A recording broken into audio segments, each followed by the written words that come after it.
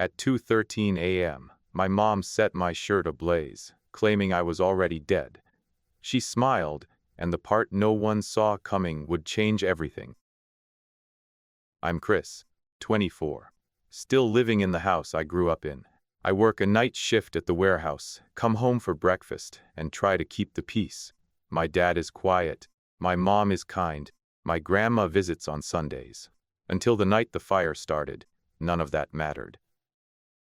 The house smelled of stale coffee and cheap detergent. Morning light filtered through the kitchen window, painting the table in gold. I poured cereal, heard the clink of a spoon, felt the cool bowl against my palm. Mom hummed a hymn, her hands folded around her mug. Dad read the newspaper, eyes barely moving.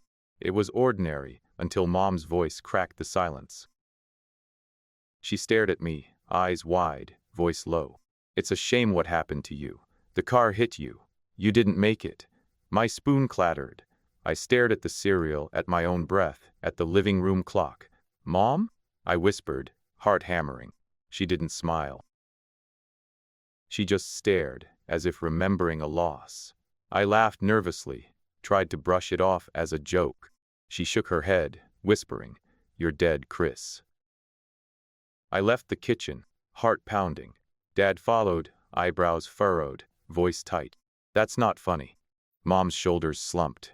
She turned to the living room, muttering, "They keep saying I'm crazy."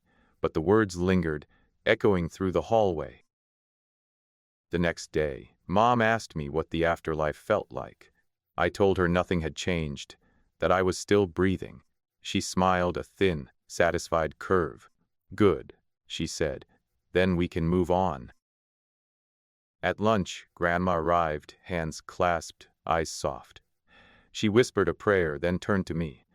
"I'm praying for your soul, dear," she said. A cold shiver ran down my spine. I stared at her, at the holy water bottle on the table. "How can you pray for me?" "I'm right here." Grandma's smile didn't waver. She whispered, "Your soul needs peace." But it wasn't a joke.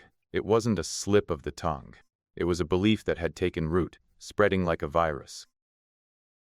The first sign that something was truly wrong came that night. I fell asleep on the couch, the house quiet except for the hum of the fridge. A faint smell of burning drifted through the hallway. I sat up, heart racing, and saw Mom standing over me, lighter flickering in her hand. "Maybe you'll pass on if you get cremated," she whispered, grin widening. I screamed, lunging away, the flame licking my sleeve. Dad burst into the room, eyes wide, voice trembling. He grabbed Mom, pulled her away, and shouted, "What are you doing?" Mom's eyes were glassy, voice flat. "I'm helping you, love." The next morning, Dad called a therapist. He booked an appointment, left a voicemail for me. "We need help." I listened, hope flickering like a candle. But the nightmare didn't stop. At the beach, I tried to forget. I lay on a towel, waves lulling me into sleep. When I opened my eyes, Mom was half buried in sand, a shovel in her hand. She leaned over, whispering, "The dead shouldn't yell."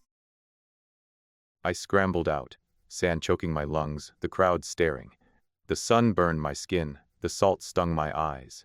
Mom stood, smiling, dirt smearing her cheeks. I felt the weight of every gaze, the weight of every whispered doubt. Back home, the world shifted. Teachers stopped calling on me. Friends waved as I walked by, then turned away. One teacher muttered, "The dead can't ask questions." I tried to speak, but my words fell into a void.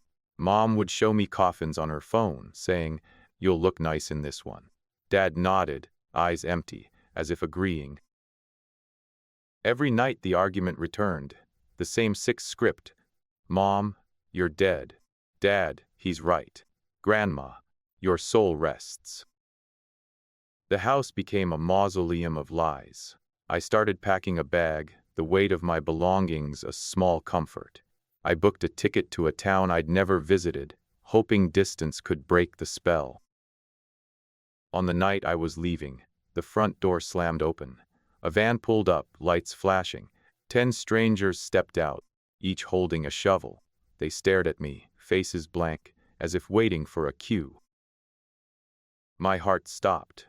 Mom raised a hand, a gleeful smile spreading across her face. She whispered, "Welcome home."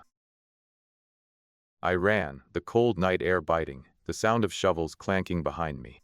I didn't look back. I escaped that night, leaving the house, and the family that refused to see me alive. I found a small apartment in a city where no one knew the story. I sleep with the lights on, every creak making me jump. Sometimes, when I close my eyes, I hear Mom's voice, soft, insisting I'm dead. Friends say I'm paranoid, that I'm imagining things. But the smell of smoke, the feel of sand, the weight of a shovel, those are real. What do you think really happened in that house? Leave your theory in the comments. If you crave more stories that crawl under your skin, or you want to experience true horror while you're lying in the dark, check out Audible's free 30-day trial. The titles there will make tonight's nightmare feel almost tame. Subscribe for a new nightmare delivered each week, and keep the lights on. What do you think was really happening behind that smiling face? Save this so you don't forget it.